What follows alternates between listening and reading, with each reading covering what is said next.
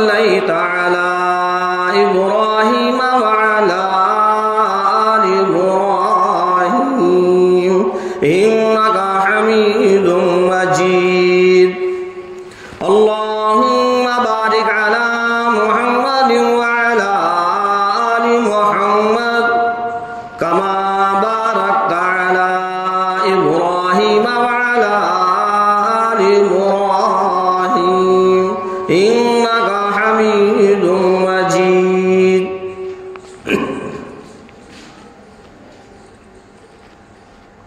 محترم حضرات، سامعین کرام، عزیز ساتھیوں،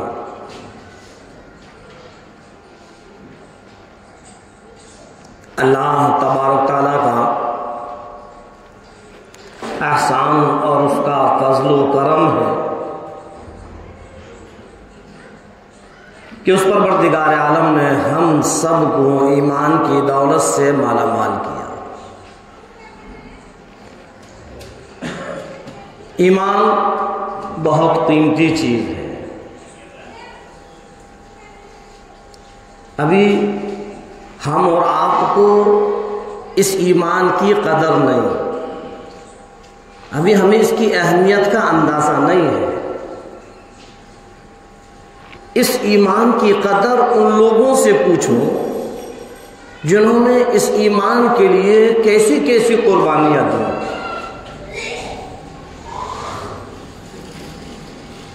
کسی کو گرم ریت پر لٹالا جا رہا ہے تو کسی پر کوڑے برسائے جا رہے ہیں،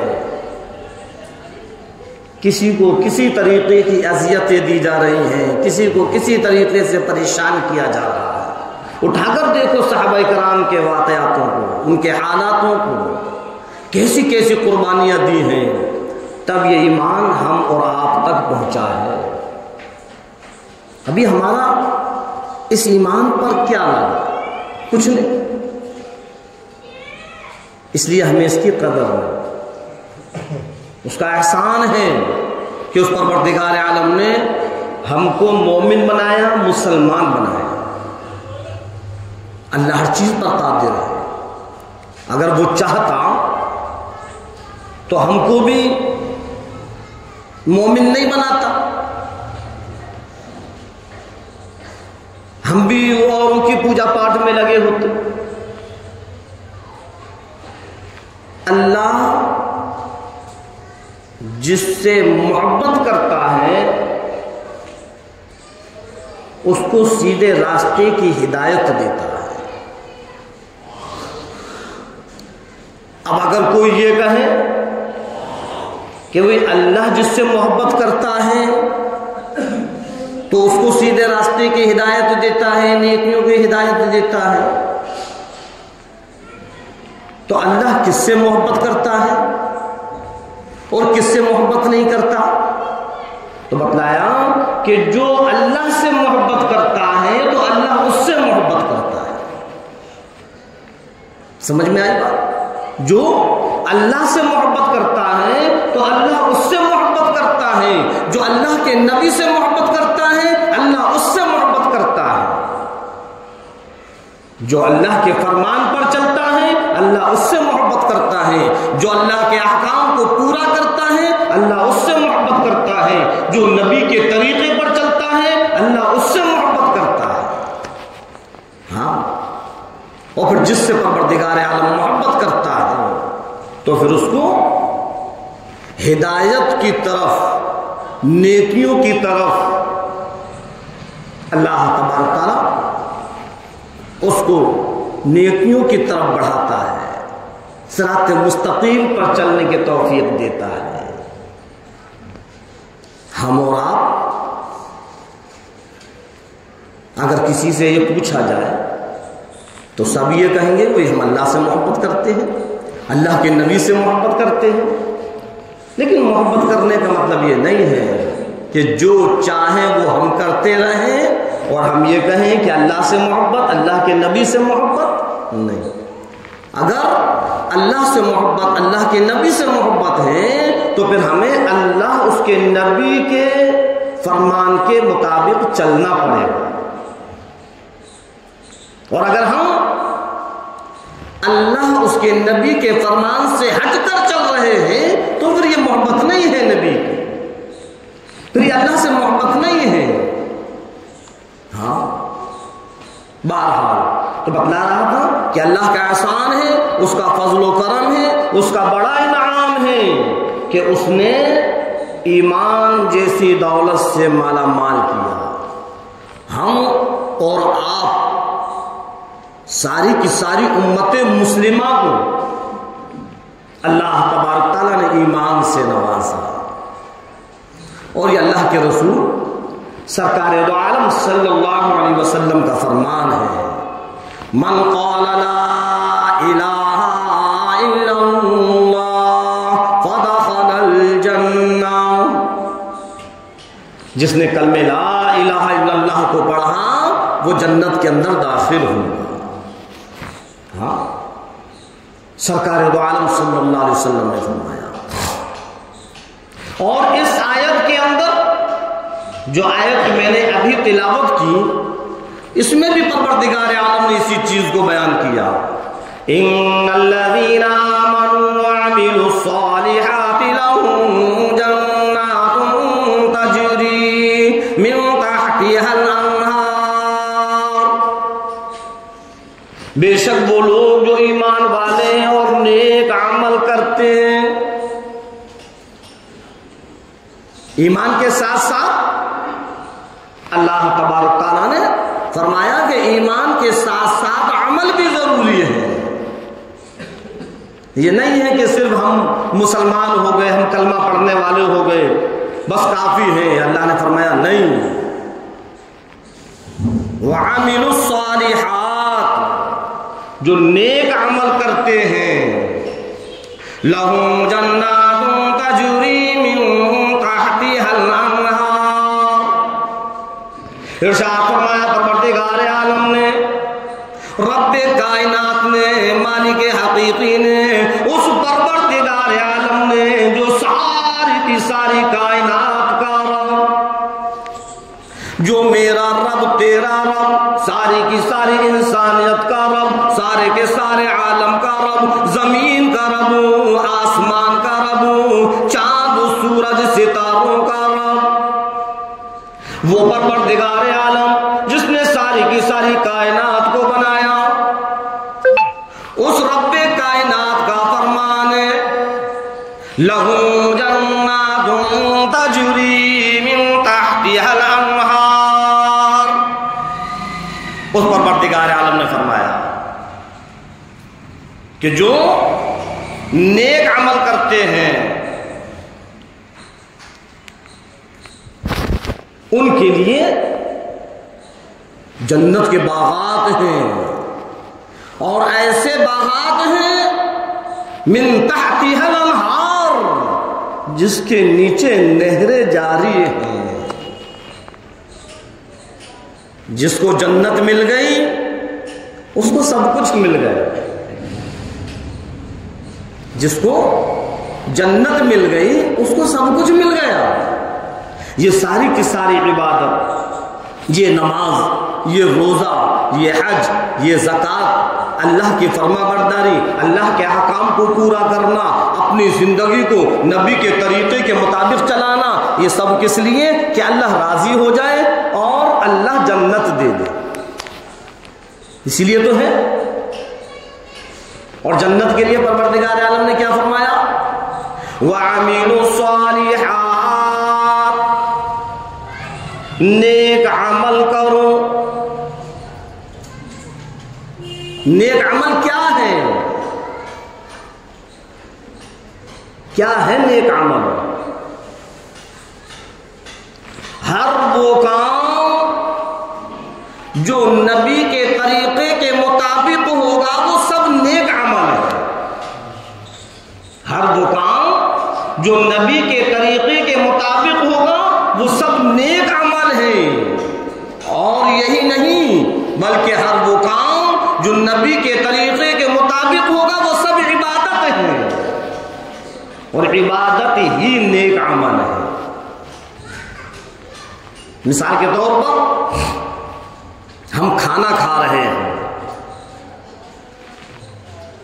لگ رہی ہے اور بھوک کو دور کرنے کے لیے ہم نے کھانا کھایا، لیکن یاد رکھنا ایمان والوں، مسلمانوں، مومنوں، اگر اسی کھانے کو نبی کے طریقے کے مطابق کھایا جائے گا پیٹ بھی بھر جائے گا، نبی کی سنت بھی ادا ہو جائے گی اور عبادت کا بھی ثواب مل جائے گا، عبادت بھی بن جائے گا یہ کھانا کھانا۔ ہم نے پانی پیا، پیاس لگ رہی ہے، پانی پی رہے ہیں، اسی پانی کو اگر نبی کے طریقے کے مطابق پیئیں گے پیاس بھی دور ہوگی، سنت کا ثواب بھی ملے گا، عبادت بھی بن جائے گا۔ ہم سو رہے ہیں، اگر یہی سونا نبی کے طریقے کے مطابق ہو جائے تو ہمارا سونا بھی عبادت ہے۔ جو ہم اور آپ کاروبار کرتے ہیں اگر وہ کاروبار نبی کے طریقے کے مطابق ہو جائے تو ہمارا کاروبار کرنا بھی عبادت بن جائے گا۔ سب نیک عمل ہیں اور اللہ نے کیا فرمایا؟ وَعَمِلُوا الصَّالِحَاتِ، اگر جنت پانا ہے تو نیک عمل کرو، صرف ایمان کافی نہیں۔ یہ ایمان اور نیک عمل یہ دونوں کے دونوں ایسے ہیں کہ بغیر ایک کے دوسرا کسی کام کا نہیں۔ ایمان ہے لیکن عمل نیک نہیں ہے تو ایمان کسی کام کا نہیں۔ عمل تو نیک کرتا ہے لیکن ایمان نہیں ہے تو وہ نیک عمل بھی کسی کام کے نہیں۔ کیا غیر مسلم نیک عمل نہیں کرتے؟ پیاسے کو پانی پلانا کیا غیر مسلم نہیں پلاتے؟ جگہ جگہ پیاؤ لگا دیتے ہیں، بھولے بھٹکے ہوئے بندوں کو راستہ بتلا دینا کیا غیر مسلم نہیں کرتے؟ غیر مسلم کرتے ہیں، یہ نیک عمل ہے۔ اب ان کا وہ نیک عمل کسی کام کا نہیں، اس لیے کہ ان کے پاس ایمان نہیں، اور ہم ایمان والے ہیں۔ اگر ہم نیک عمل کریں گے یہ دونوں کی دونوں چیزیں مل جائیں گی تب کامیابی ہے۔ اس لیے اللہ نے دونوں چیزوں کو بیان کیا، ان الذین آمنوا وعملوا الصالحات، اور میرے بندو یاد رکھنا ایمان بھی ہو نیک اعمال بھی ہو، بغیر ایمان کے اعمال قابل قبول نہیں، بغیر اعمال کے ایمان کچھ نہیں، خالی ایمان سے بھی کام نہیں چلے گا۔ اللہ نے فرما دیا ہم یہ سوچ کر نہ بیٹھیں کہ ہم تو مسلمان ہیں، ہم تو جنت میں جائیں گے، مسلمان ہیں اب ہم کچھ کریں یا نہ کریں جنت تو ہمیں مل ہی جائے گی۔ کسی کے باپ کی جاگیر نہیں ہے کہ جو چاہے وہ جنت میں چلا جائے۔ جنت میں جانے کے لیے اللہ تبارک و تعالیٰ نے فرما دیا کہ اگر تو جنت میں جانا چاہتا ہے تو اعمال اپنے نیک بنا لینا، وَعَمِلُوا الصَّالِحَاتِ، اگر اعمال نیک نہیں ہیں تو پھر جنت نہیں ہے۔ ارشاد فرمایا پروردگار عالم نے میں نے ان لوگوں کے لیے جنت کو تیار کیا جنہوں کے نیک اعمال ہیں، جو نماز کی پابندی کیا کرتے ہیں، اللہ کا ذکر کیا کرتے ہیں، رات اور دن اللہ کی حمد و ثنا میں لگے رہتے ہیں، ان کی زبان پر اللہ کا ذکر ہوتا ہے، اللہ کی بڑائی ہوتی ہے، اللہ کی تعریف ہوتی ہے، اللہ کی حمد ہوتی ہے۔ جب اذان کی آواز ان کے کانوں کے اندر پہنچتی ہے بے چین ہو جاتے ہیں جب تک کہ وہ نماز کو ادا نہ کر لیں۔ رمضان کا مہینہ لگتا ہے روزہ رکھنا شروع کر دیتے ہیں، اگر کوئی پریشان حال ہے اس کی پریشانی کو دور کرنے کے لیے بس اس جستجو میں لگ جاتے ہیں کہ کس طریقے سے اس کی پریشانی دور ہو۔ ہمارے یہاں کھانا موجود ہے، اگر کوئی پڑوسی بھوکا ہے فرمایا پروردگار عالم نے کہ اگر وہ اس بھوکے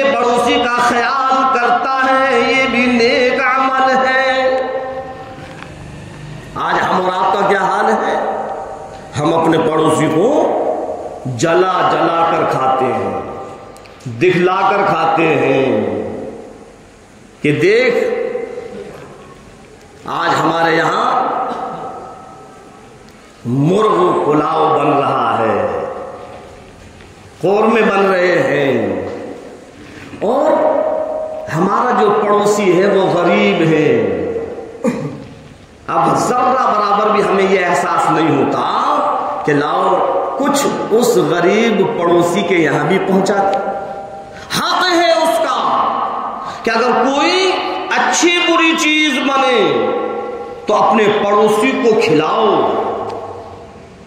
اللہ کے رسول امام الانبیاء محبوب کبریا مدنی کریم صلی اللہ علیہ وسلم نے تو یوں فرمایا کہ اگر کوئی پھل لے کر آتے ہو، کوئی اچھی بری چیز لے کر آتے ہو، 2 تھیلی لے کر آؤ، ایک پڑوسی کو دو، ایک اپنے گھر پر دو۔ اگر اتنی وسعت نہیں، اتنا پیسہ نہیں، تو پھر جو چیز لے کر آؤ چھپا کر لاؤ، کہیں پڑوسی کے بچوں کی نظر نہ پڑ جائے۔ اب یہاں تک کہ اس کے چھلکے وغیرہ وہ بھی کسی کے دروازے پر مت ڈالو۔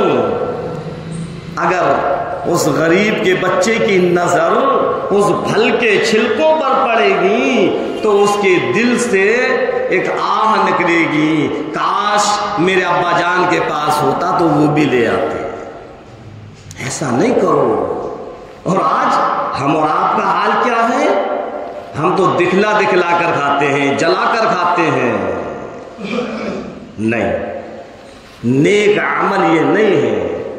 یہ بھی عمل الصالحات میں ہے کہ پڑوسی کا خیال رکھو۔ اگر ہم چل رہے ہیں سڑک پر، کوئی ایسی تکلیف دینے والی چیز پڑی ہوئی ہے تو اس کو ایک سائڈ سے کر دو، یہ بھی نیک عمل ہے۔ جب تک ہمارے پاس نیک عمل نہیں تو فرمایا تو پھر اس کے لیے جنت نہیں۔ جنت میں جانے کے لیے نیک عمل کا ہونا ضروری ہے۔ آج تو ہم اور آپ کا حال یہ ہو گیا ہے کہ اسلام تو یہ کہتا ہے کہ آپس میں محبت پیدا کرو،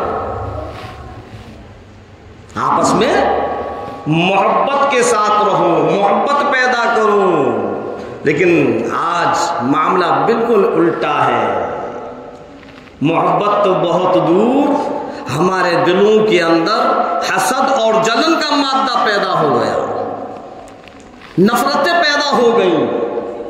کوئی کسی کے کاروبار کو دیکھ کر جل رہا ہے تو کوئی کسی کے عزت اور مقام کو دیکھ کر جل رہا ہے، کوئی کسی کے درجات کو دیکھ کر جل رہا ہے تو کوئی کسی کی بلندی کو دیکھ کر جل رہا ہے۔ اے اللہ کے بندوں، اے مسلمانوں، اے 15ویں صدی کے لوگوں، یہ حسد اور جلن کو ختم کرو اور محبت پیدا کرو۔ یقین رکھنا اگر اسی حسد اور جلن کے ساتھ کہیں ہماری روح قبض ہو گئی تو اللہ تبارک تعالی جنت کے اندر داخل نہیں کرے۔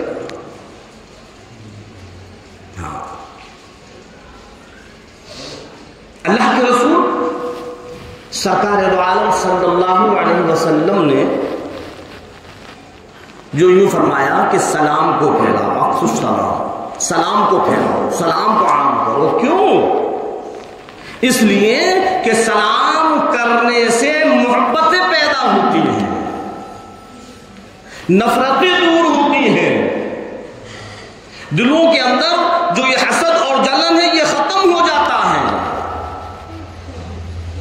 ارشاد فرمایا مدنی کریم صلی اللہ علیہ وسلم نے سلام کو پھیلاؤ، سلام کو پھیلاؤ۔ آج مسلمان سلام بھول گیا کہ سلام کیا ہے۔ کوئی جان پہچان کا ہے تو اس کو ہم سلام کر دیتے ہیں، ورنہ کون کیا ہے کچھ پتہ نہیں۔ حالانکہ سلام کے اندر کوئی جان پہچان نہیں ہے، کوئی بھی ہو سلام کرو۔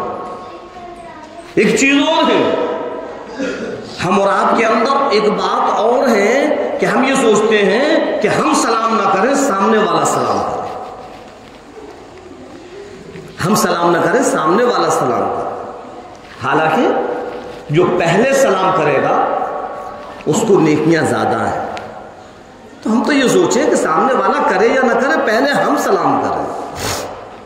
عجیب معاملہ ہے، گھروں کے اندر نفرتیں ہیں، وہ اس سے نہیں بولتا، وہ اس سے نہیں بولتا، باپ بیٹے سے سلام نہیں کرتا، بیٹا باپ سے سلام نہیں کرتا، بھائی بھائی سے سلام نہیں کرتا۔ ایسی رنجشیں اور ایسی نفرتیں پیدا ہو گئیں جس نے سلام کو ختم کر دیا۔ کیا ہے یہ؟ اللہ کے رسول سرکار دو عالم صلی اللہ علیہ وسلم تو یہ فرما رہے ہیں کہ آپس میں محبت کے ساتھ رہو، نفرتوں کے ساتھ مت رہو۔ اسلام محبت سکھلاتا ہے، نفرتیں نہیں سکھلاتا۔ یہ حسد اور جلن، یہ کینہ اور کپٹ بہت ہی خطرناک بیماری ہے، بہت ہی خطرناک بیماری ہے۔ اللہ سے توبائیں کریں۔ اگر ہم اور آپ بھی اس حسد اور جلن کی بیماری کے اندر مبتلا ہیں تو اللہ سے توبائیں کریں کہ اللہ اس حسد اور جلن کو ختم فرما، وہ اپنے بھائی مسلمانوں سے محبت کے ساتھ پیش آئے۔ کیوں؟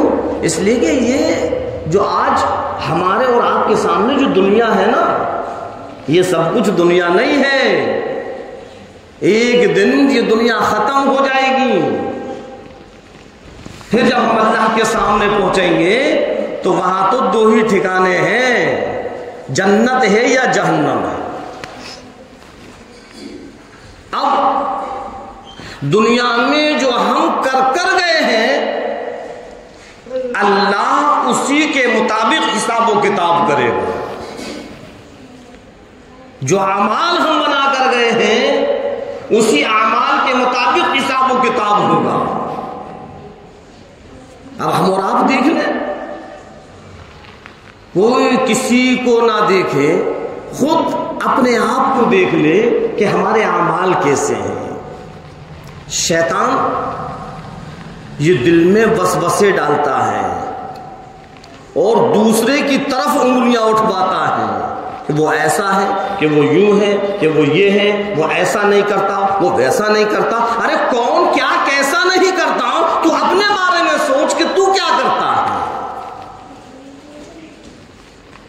دوسرے پر انگلی اٹھانے سے پہلے اپنے اندر غور کر کہ تو کتنا فرما بردار ہے، تو کتنے نیک عمل کرتا ہے۔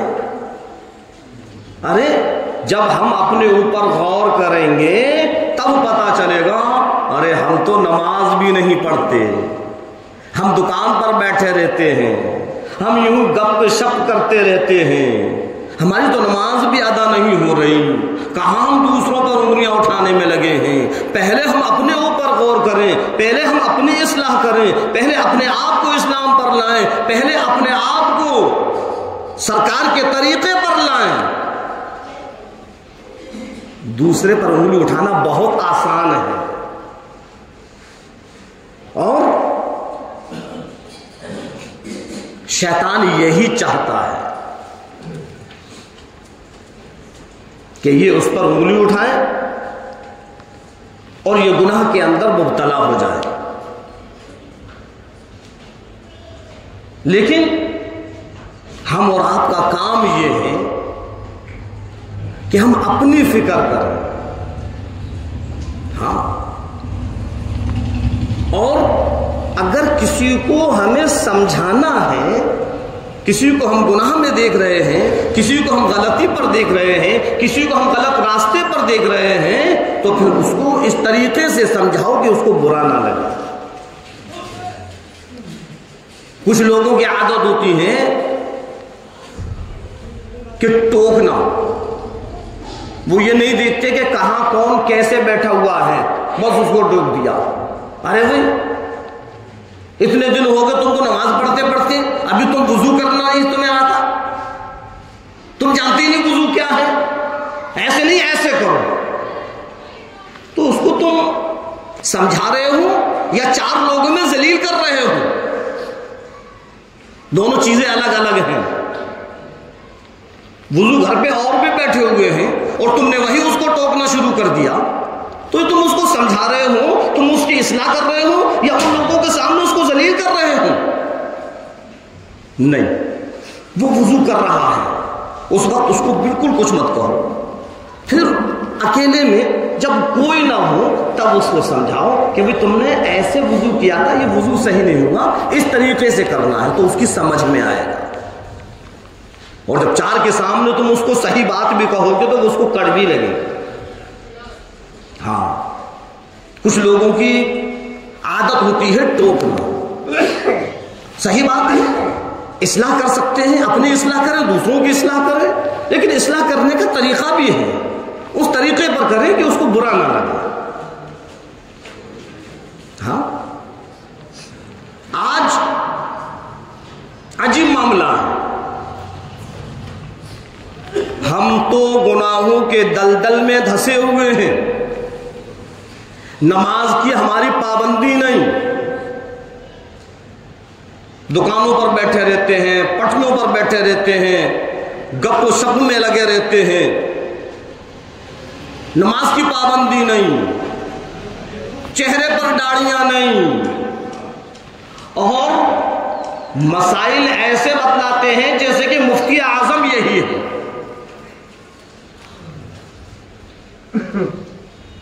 اگر تم کو سب کچھ معلوم ہے تو تم خود عمل پر کیوں نہیں آتے؟ دوسرے پر انگلیاں اٹھانا اور دوسروں کو مسائلوں کو بتلانا، جو مسائل تم دوسروں کو سمجھا رہے ہو کیا وہ تمہارے لیے نہیں ہے؟ تم بھی تو اس پر عمل کرو۔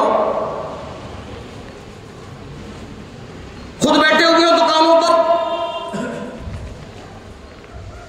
اور دوسروں کو سمجھانے میں لگے ہوئے ہیں۔ ارشاد فرمایا پروردگار عالم نے قرآن کریم کے اندر، لما تقولوا ما لا تفعلون، تم ان باتوں کو کیوں کہتے ہو جو تم خود نہیں کرتے؟ صاف صاف فرما، پہلے خود عمل کرو، خود عمل پر رہو۔ اور کچھ لوگ تو ایسے ہیں کہ علماء پر انگلیاں اٹھا دیتے ہیں، جانتے بھی ہو کہ علماء کیا ہے؟ یہ شیطان کی سازشیں ہیں، شیطان چاہتا یہ ہے کہ ان سے ایسے ایسے کام کروائیں جس سے اللہ بھی ناراض ہو جائے اور اللہ کا رسول بھی ناراض ہو جائے، علماء پر انگلیاں اٹھانے لگے۔ حالانکہ ارشاد فرمایا مدنی کریم صلی اللہ علیہ وسلم نے، العلماء ورثۃ الانبیاء، اے لوگوں، ایمان والوں، مسلمانوں، مومنوں، امام الانبیاء محبوب کبریا سرور کونین صلی اللہ علیہ وسلم کا فرمان ہے، جو میرے نبی تیرے نبی، ساری کی ساری کائنات کے نبی۔ ارشاد فرمایا مدنی کریم صلی اللہ علیہ وسلم نے، العلماء ورثۃ الانبیاء، علماء انبیاءوں کے وارث ہیں۔ آج ہم ان کو برا بھلا کہہ رہے ہیں، آج ہم ان پر نکتہ چینی کر رہے ہیں، آج ہم یہ سوچ رہے ہیں کہ ان کو بے عزت کر دیا جائے، آج ہم یہ سوچتے ہیں کہ ان کو ذلیل کر دیا جائے۔ ارے تو کون ہوتا ہے ذلیل کرنے والا؟ جس کو رب عزت دے دے اس کو دنیا کی کوئی طاقت ذلیل نہیں کر سکتی۔ علماء علماء ہیں، ہاں وہ چیز الگ ہے، علماء جو ہوتے ہیں وہ بھی انسان ہیں، ان سے بھی غلطیاں ہو جاتی ہیں، لیکن ہم یہ سوچیں کہ چلو یہ موقع اچھا ملا، اس عالم کو اب لوگوں کے سامنے ذلیل کیا جائے۔ یاد رکھنا، عالم کی بے عزتی کرنا، عالم کو ذلیل کرنا، عالم کو رسوا کرنا، اللہ کے رسول سرکار دو عالم صلی اللہ علیہ وسلم کی ناراضگی کا سبب بن سکتا ہے۔ ہاں، وہ عالم ہے، بھٹک سکتا ہے، بہک سکتا ہے، لیکن اس کا مطلب یہ نہیں کہ بس ہم اس پر نکتہ چینی کرنے لگے۔ اس کو بے عزت کرنے لگے، نہ معلوم کب وہ اللہ سے توبائیں کر لے اور اللہ اس کی غلطیوں کو معاف کر دے، پھر ہمارا کیا ہوگا؟ جو ہم برائیاں، غیبتیں اور جغلخوریاں کر رہے ہیں؟ نہیں۔ بہرحال تو بتلا رہا تھا کہ اللہ تبارک تعالیٰ نے فرمایا ان الذین آمنوا وعملوا الصالحات، بے شک وہ لوگ جو ایمان والے ہیں اور نیک عمل کرتے ہیں۔ نیک عمل کیا ہے؟ اللہ کی فرما برداری، اللہ کے احکام کو پورا کرنا، اور ہر وہ کام جو سرکار کے طریقے کے مطابق ہو، وہ سب نیک عمل ہے۔ آج ہم اور آپ دیکھیں کہ ہم کتنے نیک عمل کر رہے ہیں۔ سوچنا چاہیے، سمجھنا چاہیے، یہ سب کچھ دنیا نہیں ہے، دنیا چھوڑ کر جانا ہے، اور جب ہم اللہ کے سامنے کھڑے ہوں گے اور وہاں حساب و کتاب ہوگا، کہیں ایسا نہ ہو، کہیں ایسا نہ ہو ہماری بدعمالیوں کی وجہ سے، ہمارے گناہوں کی وجہ سے، ہماری غلطیوں کی وجہ سے، ہماری خطاؤں کی وجہ سے کہیں اللہ کا فیصلہ جہنم کا نہ ہو جائے۔ ڈرنا چاہیے۔ آج مؤذن کی اذان کی آواز ہم اور آپ سن رہے ہیں، لیکن اس کے بعد بھی ہم سنی انسنی کر دیتے ہیں۔ مؤذن پکار پکار کر کہہ رہا ہے حیا علی الصلاۃ، حیا علی الصلاۃ، آ جاؤ نماز کی طرف، آ جاؤ نماز کی طرف۔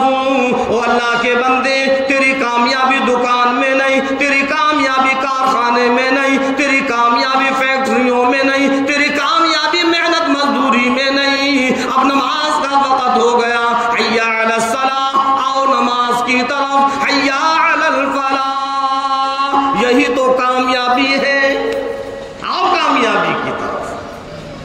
ایک بار نہیں، پانچ بار اللہ تبارک تعالی مؤذن کے ذریعے ندا دلوا رہا ہے کہ جو کاروبار میں الجھے ہوئے ہیں، جو محنت مزدوری میں الجھے ہوئے ہیں، جو ملازمتوں میں الجھے ہوئے ہیں، ان کو بلاؤ، ان کو یاد دلاؤ کہ اب نماز کا وقت ہو گیا۔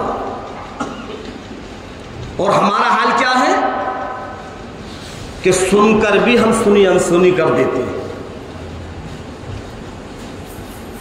جاتے ہی نہیں نماز پڑھنے کے لیے۔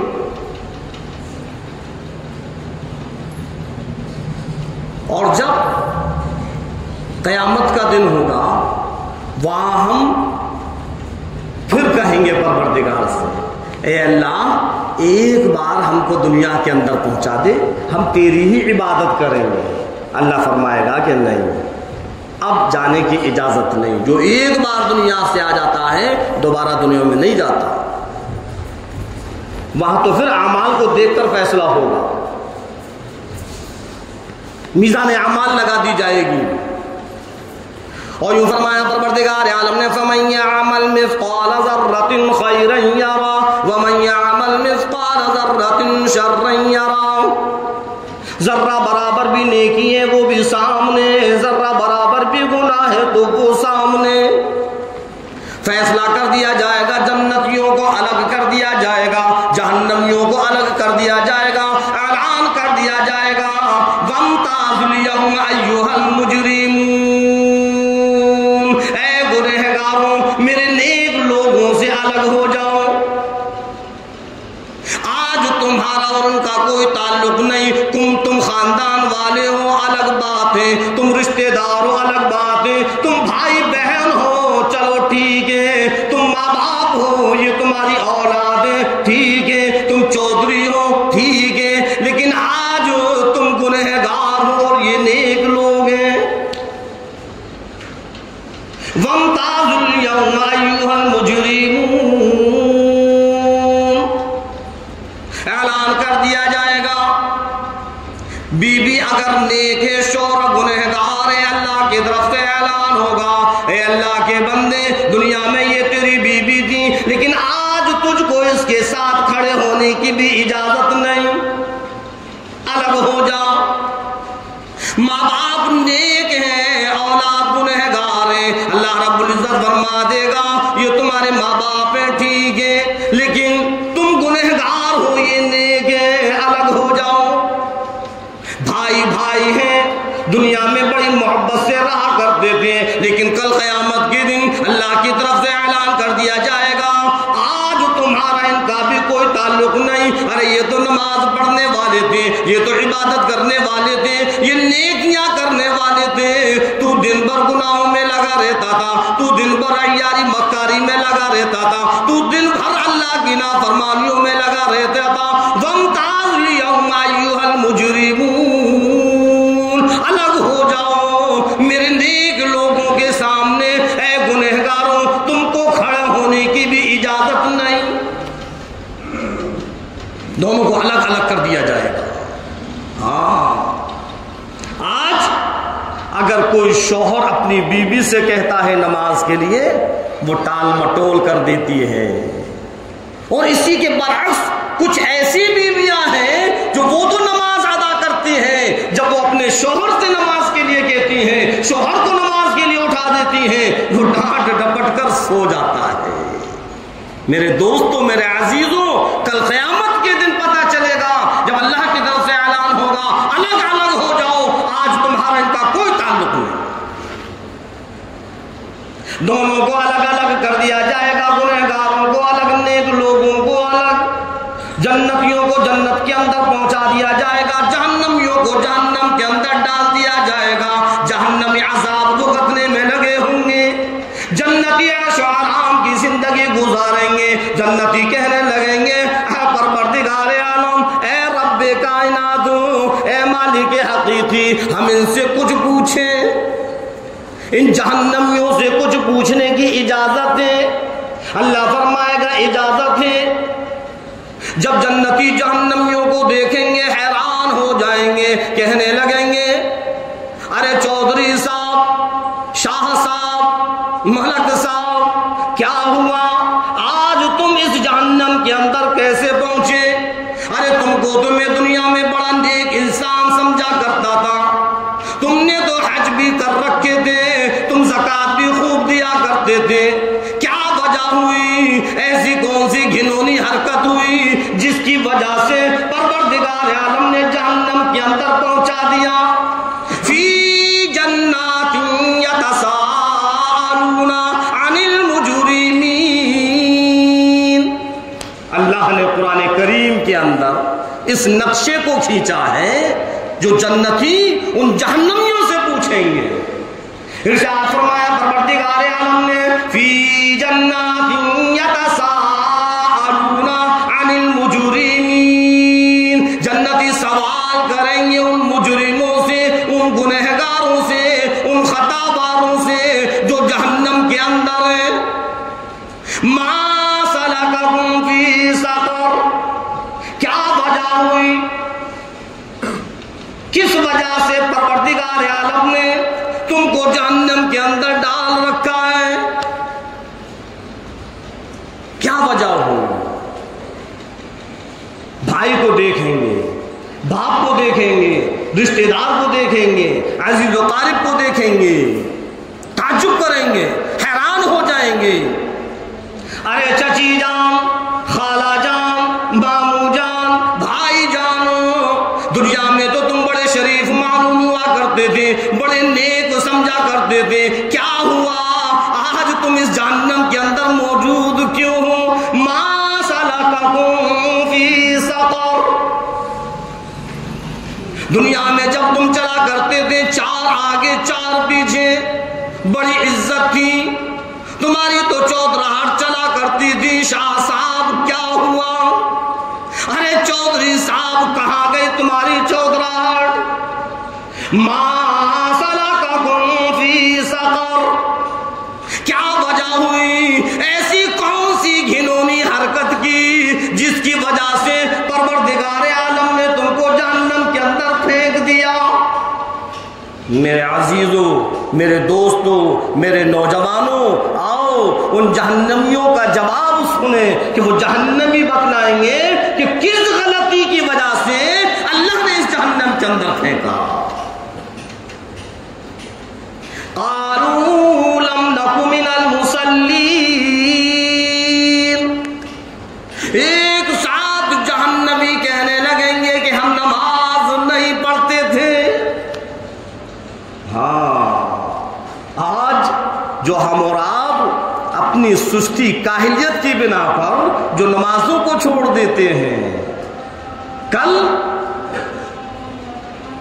جہنم کے اندر جب اللہ تبارک و تعالی ہم اور آپ کو ڈالے گا اور جب جنتی ہم سے پوچھیں گے ما سلککم فی سقر، تو پھر کہیں گے قالوا لم نک من المصلین، کہ سب سے بڑی غلطی ہماری یہ تھی کہ ہم نماز نہیں پڑھتے تھے، ہم گانے بجانے میں لگے رہتے تھے، ہم لغو محفل جنوانے میں لگے رہتے تھے، ہم دکان پر بیٹھے بیٹھے نماز کو گول کر دیا کرتے تھے، ہم گھروں میں بیٹھے بیٹھے نماز کو چھوڑ دیا کرتے تھے، بازاروں کی طرف جا رہے ہیں، اذان کی آواز سن رہے ہیں، لیکن پھر بھی ہم نماز کی طرف دھیان نہیں دیتے تھے۔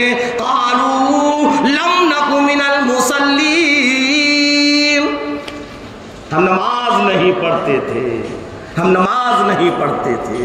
آج ہم نے نماز کو کچھ سمجھا ہی نہیں کہ نماز ہے کیا، بس وقت ملا تو پڑھ لی ورنہ نہیں۔ کچھ تو ایسے ہیں جو جمعے کی نماز بھی ادا نہیں کرتے، شرم آنے کی بات ہے، چلو بھر پانی میں ڈوب جانے کی بات ہے، پانچوں وقت کی نماز تو بہت دور، ہم جمعے تک کی نماز نہ پڑھیں۔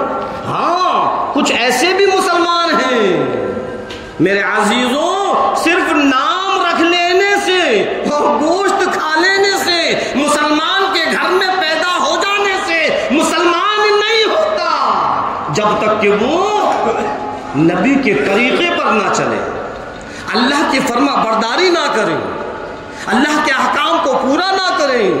مسلمان کا مطلب ہی یہی ہے فرما بردار، اور مومن کا مطلب ہے یقین کرنے والا۔